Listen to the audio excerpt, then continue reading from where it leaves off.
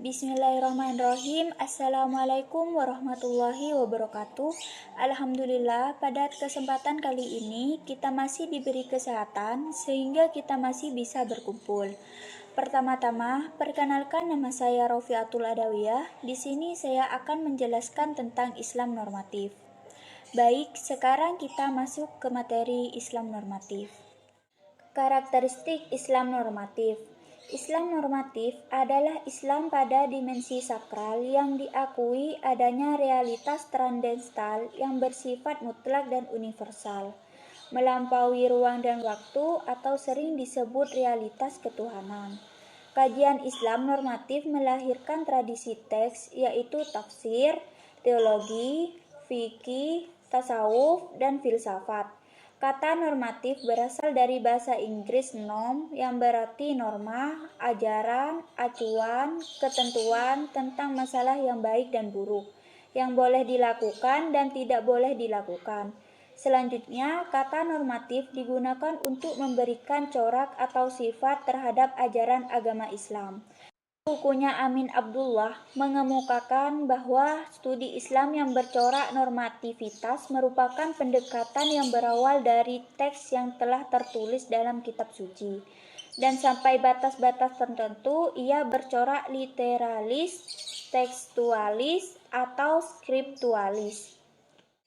Hal itu dimanifestasikan dengan Al-Quran dan hadis. Al-Quran dan hadis mengandung nilai-nilai yang sakral dan tidak bisa berubah sampai kapanpun.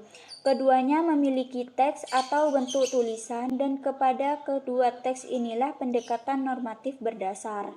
Jadi, apapun yang terjadi, semua hukum yang diatur dalam Islam tidak boleh keluar dari teks. Jika teks berbunyi A, maka hukum yang ada pun harus A. Meski di wilayah lain ada hukum B yang berarti sama dengan teks A. Pemahaman Islam secara normatif bersifat doktriner, yaitu bahwa agama Islam sebagai objek studi diyakini sebagai suatu yang suci dan merupakan doktrin-doktrin yang berasal dari ilahi yang mempunyai nilai kebenaran absolut, mutlak, dan universal. Isi lain dari pendekatan normatif secara umum ada dua teori yang dapat digunakan bersama pendekatan normatif teologis. Teori yang pertama adalah hal-hal yang bertujuan untuk mengetahui kebenaran serta dapat dibuktikan secara empirik dan eksperimental. Untuk hal-hal yang dapat dibuktikan secara empirik biasanya disebut masalah yang berhubungan dengan ra'yi atau penalaran. Dalam aplikasinya, pendekatan normatif tekstualis tidak menemui kendala yang berarti ketika dipakai untuk melihat dimensi Islam normatif yang bersifat qit'i.